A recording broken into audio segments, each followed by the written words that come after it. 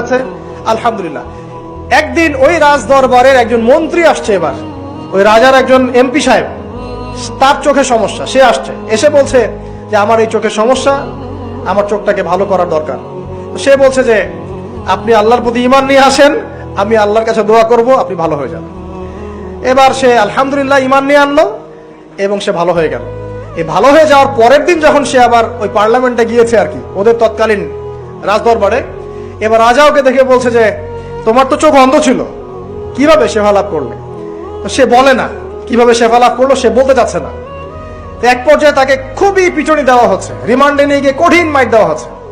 এক পর্যায়ে সে মারের যন্ত্রণা সহ্য করতে না পারে বলে ফেললো যে ওই বাচ্চা, তার কাছে গিয়ে আমি আরোগ্য লাভ করেছি এবং সে আমাকে বলেছে যে তার রবের প্রতি ঈমান নিয়ে আসতে, তাহলে আমি শেফা লাভ করবো। এই বাচ্চা এখন বলছে ফেরাউনের মতো যে আয়না রব্বুকুম আলা, আমি তো তোমাদের রব। এবার এই লোকটাকে হত্যা করা হলো। এবার সেই বালককে ডেকে আনা হচ্ছে, বলা হচ্ছে বলো তুমি নাকি তোমার রবের নাম দিয়ে মানুষের ট্রিটমেন্ট করা শুরু করেছো? তখন সেই বালক বলছে হ্যাঁ, আমি এক আল্লাহর প্রতি বিশ্বাস করি। এখন রাজা বলছে আমি ছাড়া তোমাদের কোন ইলাহ আছে আমি তো জানি না। এই সৈন্যবাহিনী শোনো, এই বালককে ধরো, ধরে নিয়ে গিয়ে উঁচু পাহাড়ে নিয়ে যাও, ওখান থেকে ফেলে দাও। এবার তাকে নিয়ে যাওয়া হলো, ক্রস ফায়ার দেওয়া হবে, এবার উপরে নেওয়া হয়েছে, একদম পাহাড়ের উপরে।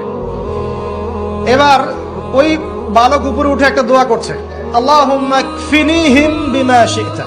পাহাড় থরথর করে কাঁপা শুরু করলো এবং ওই সৈন্যবাহিনী পাহাড় থেকে পড়ে গেল, বালকের কিচ্ছু হলো না। আমি কিন্তু বানোয়াট কোনো গল্প বলছি না।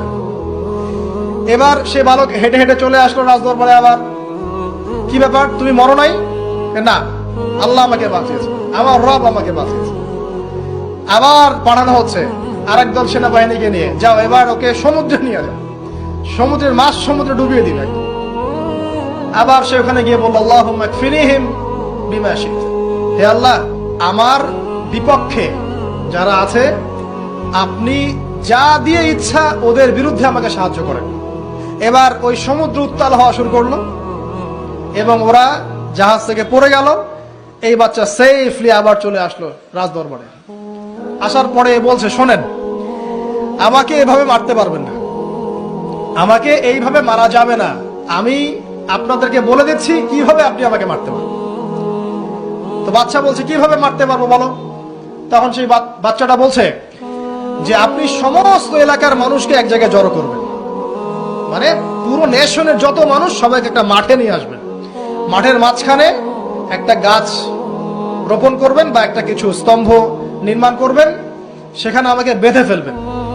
বেঁধে ফেলার পরে আমার এই ধনুক থেকে একটা তীর বের করবেন, তীর বের করে আপনি নিজ হাতে এই তীরটাকে নিশানা দিবেন, দিয়ে বলবেন বিসমিল্লাহ, আল্লাহর নামে, বিসমিল্লাহি রব্বি হাযাল গোলাম বলে ছুড়বেন।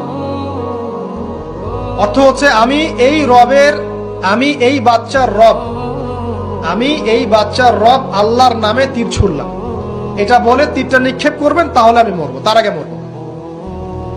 কথা কি বুঝতে পারছি? এবার তাই করা হলো, সমস্ত এলাকার মানুষকে এখানে জড়ো করা হলো। করার পরে বাচ্চাটাকে এভাবে একটা জায়গায় বেঁধে দেওয়া হয়েছে, খেজুর গাছে, তাফসীরে এসেছে খেজুর গাছে। এবার সে এখান থেকে তীর বের করে বাচ্চা বলছে বিসমিল্লাহি রব্বি হাযাল গোলাম, নিক্ষেপ করলো। তীরটা ঠিক, আল্লাহ পাকের দৃষ্টি দেখেন এত সূক্ষ্ম, ওইটাই বর্ণনা করেছেন। তীরটা ঠিক বাচ্চার এই জায়গায় লেগেছে, এই যে মাথার এখান থেকে লেগে এদিকে বের হয়ে গেছে এবং বাচ্চাটা শহীদ হয়ে গেল আলহামদুলিল্লাহ। এবং এই বাচ্চাটা যখন মারা গেল বা শহীদ হয়ে গেল, আর সারা এলাকার মানুষ কি দেখলো? দেখলো যে বাচ্চা তাকে দুইবার চেষ্টা করে মারতে পারে নাই, কিন্তু তার রবের নাম যখন নেওয়া হয়েছে, আল্লাহর নাম নেওয়া হয়েছে, মারতে পেরেছে। দেন এন্ড দেন পুরো এলাকার সমস্ত মানুষ মুসলিম হয়ে গেল। একজন বাচ্চার জীবনের বিনিময়ে সমস্ত এলাকার মানুষ ইসলামের হেদায়েত পেয়ে গেল আলহামদুলিল্লাহ। এবার বাচ্চার মাথা তো আরো খারাপ, একটাকেই সামলাতে পারছিলাম না, এবার তো সমস্ত এলাকার মানুষ মুসলিম হয়ে গেছে। এখন কি করবেন? এখন সেনাবাহিনীকে আদেশ করা হয়েছে সমস্ত মানুষগুলোকে জড়ো করো, জড়ো করে একটা গর্ত খোঁড়ো, একটা গর্ত খুঁড়ে সেখানে আগুন জ্বালাও, আগুন জ্বালিয়ে সমস্ত মানুষকে ফেলে দাও। দৃশ্যটাকে কল্পনা করতে পারছেন? এবং তারা চতুর্দিক থেকে এটাকে অবলোকন করতে লাগলো, মজা উপভোগ করতে লাগলো।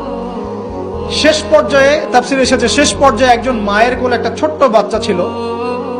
তো সেই মা নিজে লাভ দিবে এটাতে তার কোনো সমস্যা নেই, কিন্তু বাচ্চাটাকে নিয়ে লাভ দেওয়ার জন্য সে ইতস্তত বোধ করছে।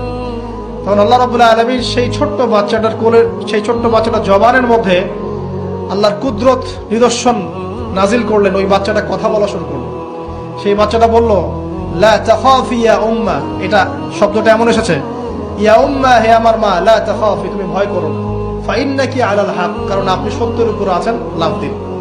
যারাই সে অগ্নিকুণ্ডে সেদিন লাভ দিয়েছে তারাই জান্নাতের স্বাদ পেয়েছে, আলহামদুলিল্লাহ। এই হলো আসহাবুল উখদুদের ঘটনা, যেটা আল্লাহ রাব্বুল আলামিন সূরা বুরুজের মধ্যে বলেছে।